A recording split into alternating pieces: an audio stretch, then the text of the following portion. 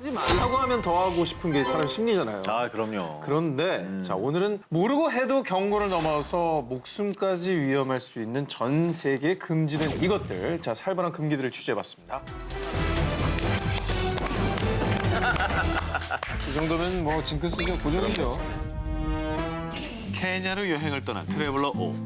뭐 워낙 여행 전문가답게 남자 필수품 면도기부터 무좀용 발가락 양말에 또 깔끔남답게 손톱깎이까지 위생봉지에 잘 넣어서 캐리어를 쌌습니다. 그리고 드디어 케냐 도착. 그릇! 오상진 씨, 이것은 케냐에 갖고 들어갈 수가 없습니다. 아니 이게 왜요?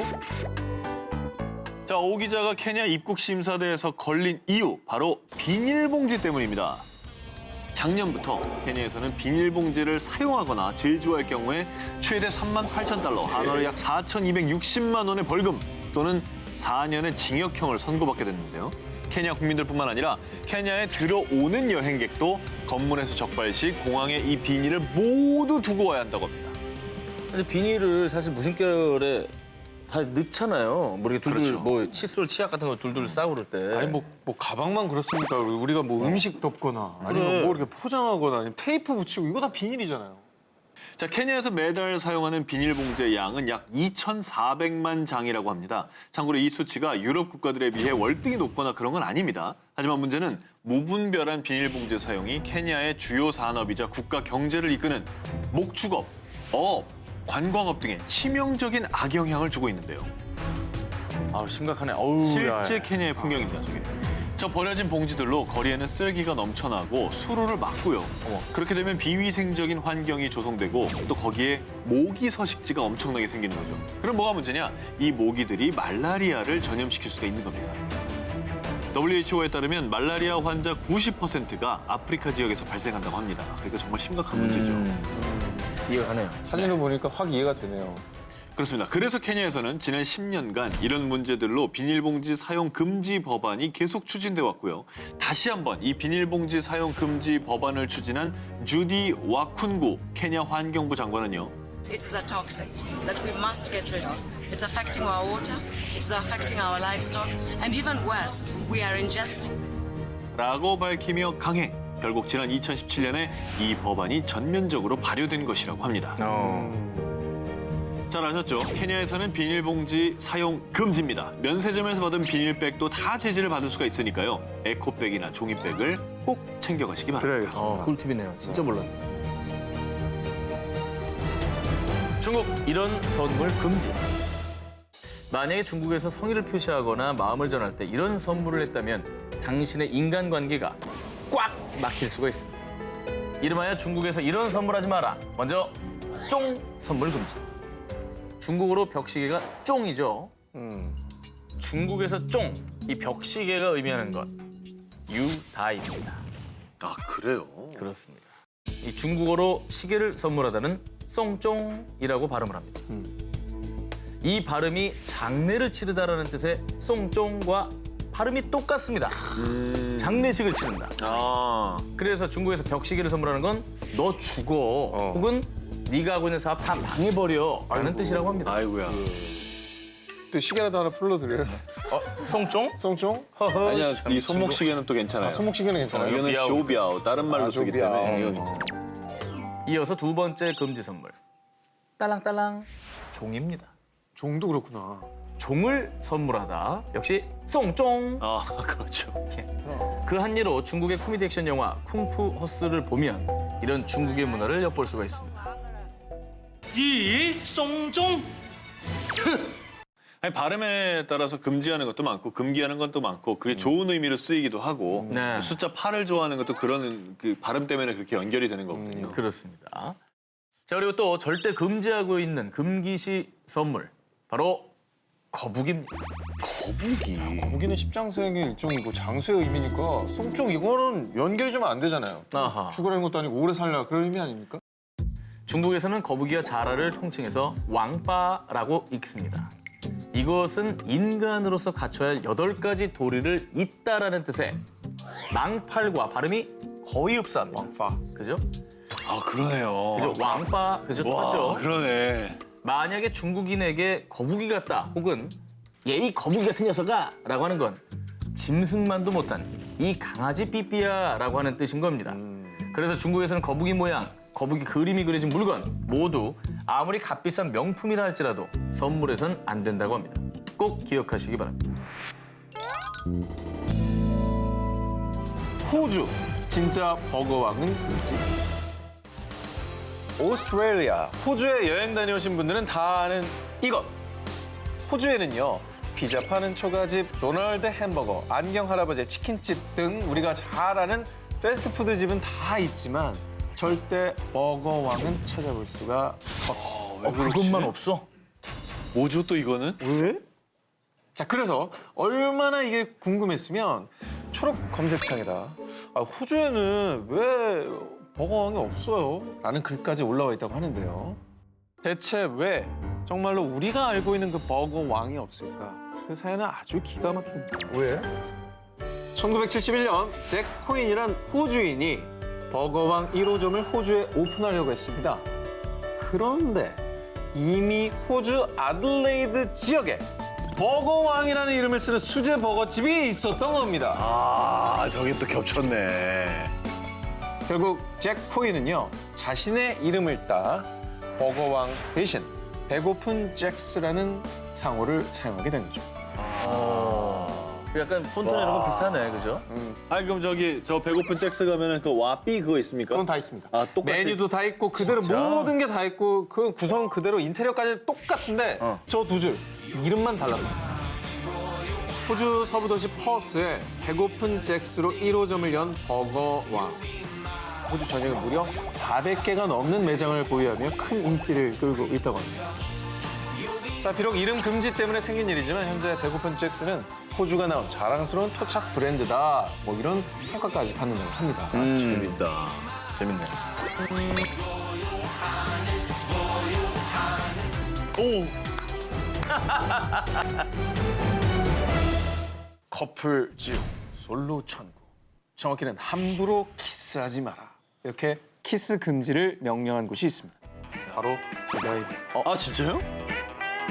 두바이에 거주 중이던 영국 남자 아이먼 나자피는요. 자신의 친구들과 함께 주메이라비치 한 레스토랑에서 식사를 하고 있었습니다. 그런데 즐거운 식사를 마치고 가게를 나서려던 그때 풍기문란 혐의로 체포합니다. 진짜. 찰칵! 어디 입을 놀려? 자, 이렇게 식사만 했을 뿐인데 감옥이라니. 영국인 아이먼 나자피와 그의 여사친을 신고한 건 같은 레스토랑에 있었던 한 여성. 정말 망측해. 이건 대낮에 여기 사람들 다 보고 있는데 키스라니. 다 감옥에 넣어주세요. 어머머. 자, 이걸로 감옥까지 갈 수 있느냐라는 의문이 드시죠? 네. 근데 유감스럽게도 갈 수 있습니다. 어머머머. 자, 두바이 당국은 신고 즉시 인사만 나눴을 뿐이라며 억울함을 주장했던 두 사람을 체포했고요. 여권을 압수. 그 밖에 1개월의 실형과 2개 추방 명령과 함께 1000디람, 우리 돈으로 약 30만 원의 벌금형까지 내렸다고 합니다. 와 대단하다. 아니 저걸 어떻게 알았겠어요? 저 키스 금지라는 조항이 있는지를. 그러게. 사실 뭐 네. 상상도 할 수 없었겠죠. 되게 억울할 것 같아. 자, 그러니까 이 오늘 주제 이거 꼭 보고 가셔야 되는 겁니다. 모르면 위험한 겁니다. 두바이로 신혼여행 가는 그런 분들 많잖아요. 외국인이라고 해도 이거 봐주지 않습니다. 와 이거 진짜 황당하다. 아니 네. 두바이 가시는 분들은 정말 이거는 꼭 기억하셔야겠네요. 자, 두바이의 문란한 정서를 조장한다는 문제로 공공장소에서 남녀가 포옹, 키스 등의 행위를 할 경우엔 적발시 벌금, 구류 처분을 받을 수 있다고 밝혔고요. 그 외에도 공공장소에서 음악을 뭐 크게 틀고 춤추는 행위 이런 것들도 처벌을 받을 수 있다고 합니다. 자, 그런데요. 네. 키스 금지를 외치는 또 한 곳, 또 있어요. 바로 영국입니다. 아, 영국이요? 영국이요? 진짜 이해 안 된다. 이해 안 되죠? 자, 그런데요. 영국의 모든 지역에서 키스 금지법이 생긴 건 아니고요. 키스 금지 스팟으로 지정된 곳이 있습니다. 바로 영국 채셔주에 위치한 워링턴 뱅크 키역인데요. 때는 2009년 2월 17일. 이곳 워링턴 뱅크 키역에 듣도 보도 못한 키스 금지 표지판이 떡하니 들어서게 됩니다. 이 역은 당시 리모델링 중인 기차역이었는데요.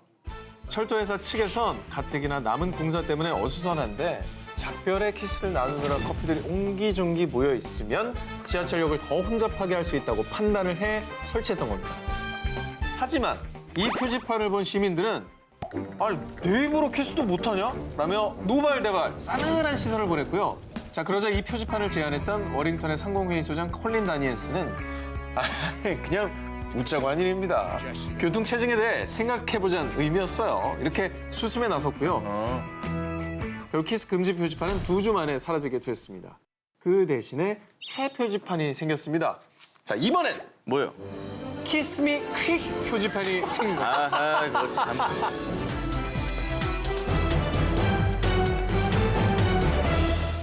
꿈 많은 학창 시절 누구나 금기에 대한 추억 하나쯤은 가지고 있게 마련이죠. 우리 기자님들도 뭐 중고등학생 때 금지에 대한 추억담 하나씩 있으시죠? 아이 그럼요. 그럼요. 두발, 옷, 교복. 네. 교복 많죠.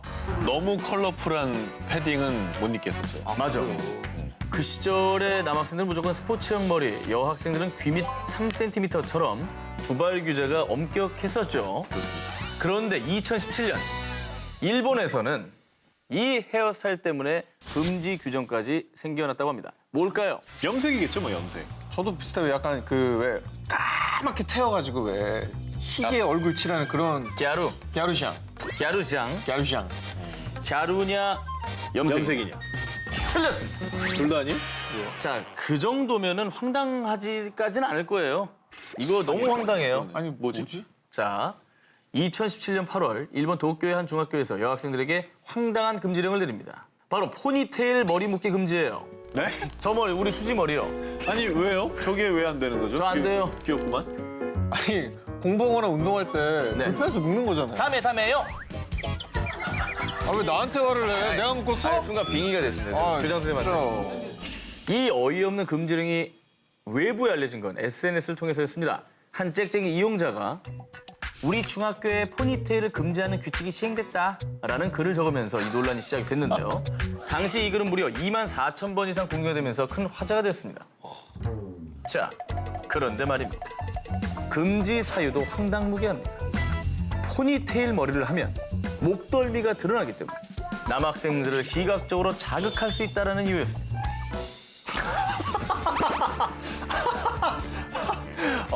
이거는 뭐 당황스러워. 목덜미가 보여서 목덜미를 가려주세요라는. 당황스러워. 2013년 일부 젊은 교사들이 여학생들의 포니테일 머리를 금지해야 한다는 다소 황당한 의견을 내놨고요. 일본의 학부모 협회에서 별다른 이견 없이 포니테일 금지령을 허가, 결국 실현에 이르게 된 겁니다. 이후에 이 이상한 금지령이 일본 전역에 알리자 네티즌들은 내가 졸업한 학교도 포니테일 금지였어요. 난 모든 학교가 포니테일 금지인 줄 알았어요. 하면서 포니테일 금지령 논란은 점점 커져만 갔습니다. 결국 일본의 온라인 매체 N일간지에서 해당 중학교의 사실 확인을 문의했고요. 교칙에 명시되진 않았지만 포니테일을 금지하는 규칙이 암암리에 있는 것은 사실이다라는 것이 드러났습니다. 자, 이렇게 되자 이를 계기로 속옷 색깔 제한, 프릴 달린 속옷 금지, 양말 접어 신기 혹은 반대로 양말 접어 신지 않기 등 도대체 이게 왜 금지인 거야 하는 황당무계한 규칙들이 속속 드러나기 시작을 했고요. 일본 교육계에서는 이런 불필요한 규칙을 만드는 것을 금지해야 한다라는 지적이 나오고 있다고 합니다. 그러니까 아직 다 해결된 것도 아니고 지금 논의 중인 것이죠. 그걸 왜 논의하고 있어? 자, 한편 영국에 이 규칙 때문에 대반란을 일으킨 학생들이 또 있습니다. 반바지 입고서 회사에 가도 깔끔하기만 하면 괜찮을 텐데 여름 교복이 반바지라면 깔끔하고 시원해 괜찮을 텐데 푹푹 찌는 여름들 긴 바지 교복을 입고 등교하거나 출근하는 사람들에게 아 이게 바로 내 얘기구나 싶은 이 노래. 그런데 이런 심정에는 국경이 없나 보다 싶은 사건이 하나 발생했습니다. 2017년 6월 영국 잉글랜드 남서부 엑시터시의 한 중학교입니다. 30여 명의 남학생이 이것을 입고 등교해 화제가 됐습니다. 치마. 반바지인가요? 자, 보신 것처럼 남학생들이 치마를 입고 학교에 간 겁니다. 이 소년들이 치마를 입게 된 사연은 이렇습니다. 여름날 날씨가 갑자기 더워지자 학교 측에 반바지를 입고 등교하게 해주세요라고 요청을 했는데 반바지는 교복에 포함되어 있지 않다라는 이유로 반바지 착용을 허락하지 않았다고 합니다. 그러자 이 남학생들은 교복 치마로 응수한 것이죠. 왜냐면 치마를 입지 마라라는 건 없거든요. 치마는 여자 교복이 있었겠죠. 치마는 포함돼 있잖아. 그렇죠. 네. 교복의 규정 안에 치마가 있기 때문에 그렇죠. 나 이거 입은 거예요. 말 되네요. 그렇죠. 자, 소년들은 이 작은 반란을 위해서 같은 반 여자친구나 여동생에게 교복 치마를 빌려 입었는데요. 여기서 귀여운 사실은 몇몇 소년들이 치마를 입기 위해서 다리털까지 밀었다는 것이죠. 보기 안 좋으니까요. 징그럽잖아요? 네. 싹싹 밀었어요. 아 진짜? 시위에 참여한 학생은 어른들이 남녀 평등을 얘기하는데 교복도 마찬가지여야 된다고 생각해요. 라고 말하면서 치마 등교의 정당성을 밝혔습니다. 이후에 이 귀여운 시위가 국내외에서 큰 파문을 일으키자 결국 학교 측은 이틀 만에 항복을 선언했고요. 점점 더워지는 여름 날씨에 맞춰서 내년부터 반바지도 교복에 포함합니다. 라는 방침을 발표했습니다.